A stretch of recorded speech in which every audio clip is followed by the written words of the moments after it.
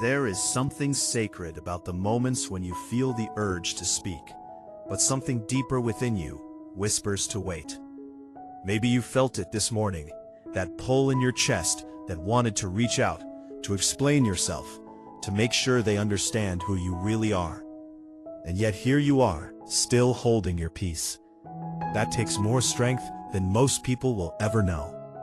I want to talk to you today, not as someone who has all the answers, but as someone who has walked through seasons where the silence felt unbearable, where the waiting felt like it would stretch on forever, where I wondered if anyone could see the weight I was carrying while trying to appear composed. If that resonates with you, then I believe this message found you at exactly the right time. You see, there is a man somewhere right now who is wrestling with himself, not because he does not care about you, but because he cares so deeply that the thought of loving you openly terrifies him. He is not confused about whether you are worth it. He is wrestling with whether he is ready to become the kind of man who can honor what you carry. And that is a very different kind of struggle than rejection. I need you to understand the difference, because so many people walk away from blessings simply because they misread the silence on the other side. His quietness is not indifference. It is the sound of a man confronting every fear he has ever buried about love, about vulnerability, about what it means to show up fully for another person. Some men have been taught from boyhood that emotion is weakness, that to love openly is to lose control, that to pursue someone with their whole heart means risking the kind of devastation they are not sure they could survive. So they hold back, not because the love is not there, but because the courage has not yet caught up with the conviction. And here is where your patience becomes something holy. In the book of Ecclesiastes, the wise teacher reminds us that there is a season for everything under heaven, a time to speak and a time to remain silent, a time to embrace and a time to refrain from embracing.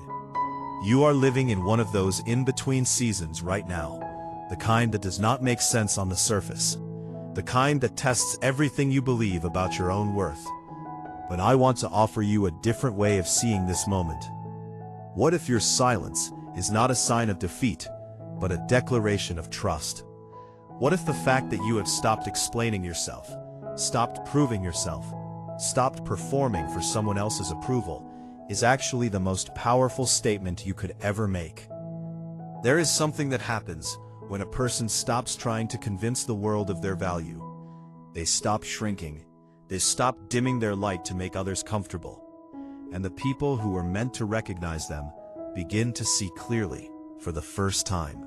Your stillness right now is creating a kind of gravity. Not manipulation, not strategy, not games. Just the quiet magnetism of someone who has decided that their peace is more important than someone else's attention. And that kind of energy shifts things in ways you cannot always see. I think about the story of Ruth in Scripture, a woman who had every reason to fight for her survival, to demand recognition, to force her way into provision. But instead, she worked quietly. She trusted the process. She allowed Boaz to notice her without performing for his gaze. And when he came to her, it was not because she chased him down. It was because her character spoke louder than any words ever could. You carry that same kind of dignity, even if you do not always feel it.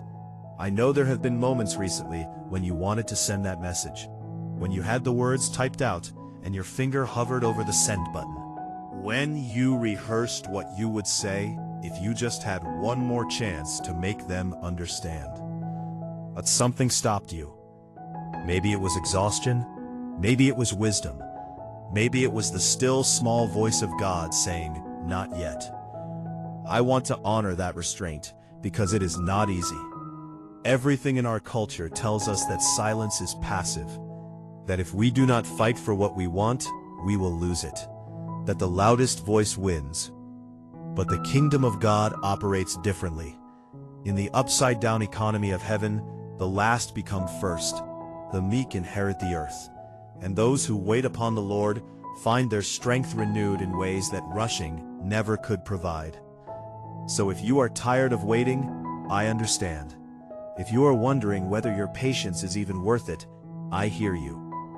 But I also want to gently remind you that what God is doing in this season is not just about the other person, it is about you. It is about teaching you to find your security in something that cannot be shaken by another person's indecision. It is about rooting your identity so deeply in divine love that human love becomes an addition to your wholeness, not the source of it. Some of the most beautiful people I have ever known went through seasons of waiting that nearly broke them. They questioned themselves. They questioned God. They wondered if the promise would ever become reality. But when they look back now, they see how every moment of that waiting was shaping them into someone who could actually hold what was coming. You cannot carry a blessing you are not prepared for. And sometimes the preparation happens in the hiddenness, in the quiet, in the seasons when nothing seems to be moving, but everything is shifting beneath the surface. I want to speak now to the part of you that feels invisible. The part that wonders if anyone truly sees the depth of who you are. The part that has loved generously and felt like that love was not matched. You are not invisible. You are not forgettable. You are not too much or too little. You are a living, breathing reflection of divine creativity. And the right person will not need to be convinced of your worth. They will simply recognize it. There is a man right now who is beginning to recognize what he almost let slip away. He is waking up to the reality that your absence has left a space nothing else can fill.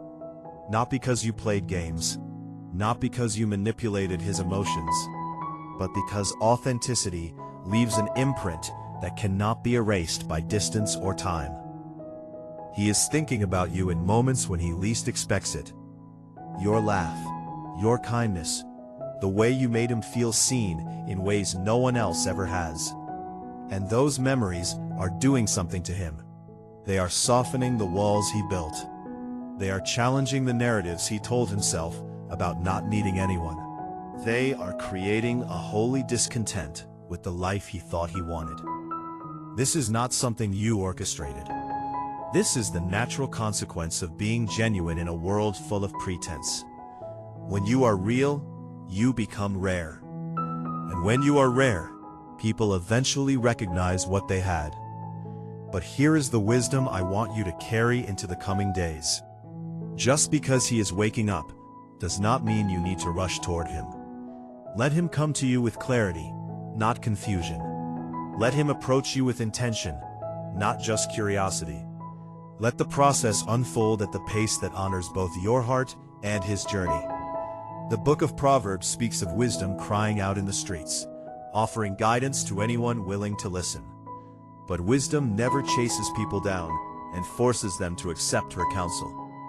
She makes herself available, she speaks truth, and then she allows people the dignity of their own choice. You can remain open without becoming desperate. You can be willing without becoming anxious.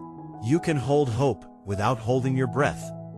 I have seen so many people sabotage beautiful things because they could not tolerate the uncertainty of the middle.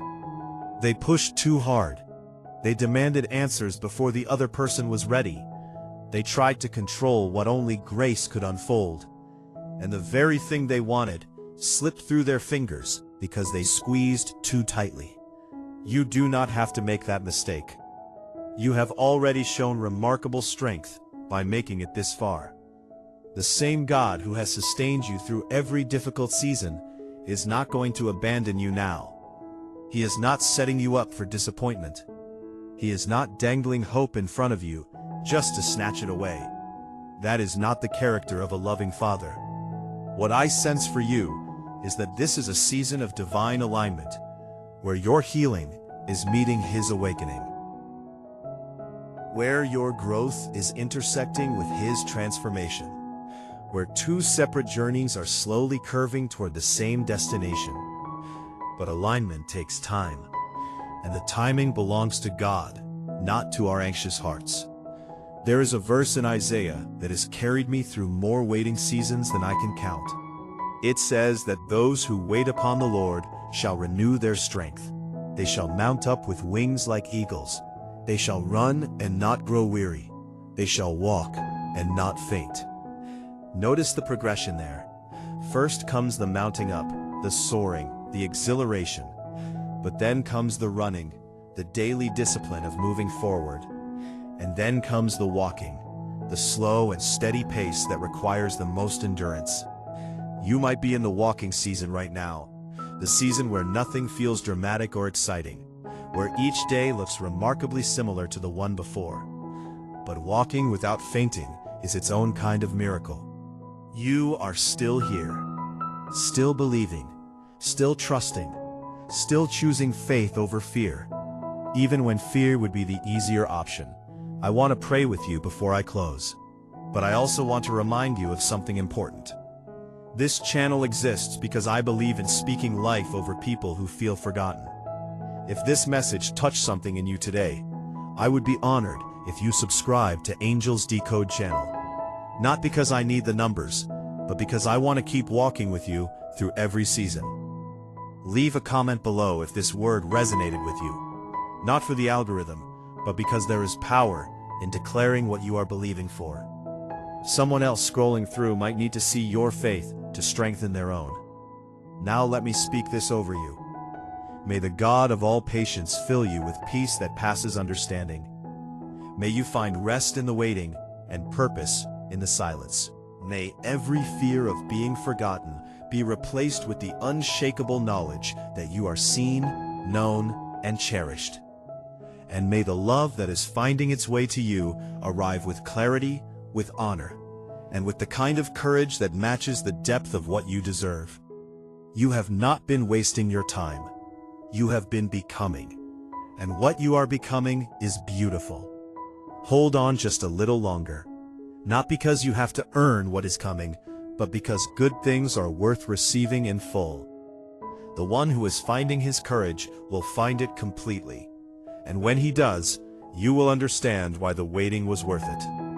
Until then, be gentle with yourself. Trust the process, and know that you are never as alone as you feel. God is with you. Grace is carrying you, and your story is far from over.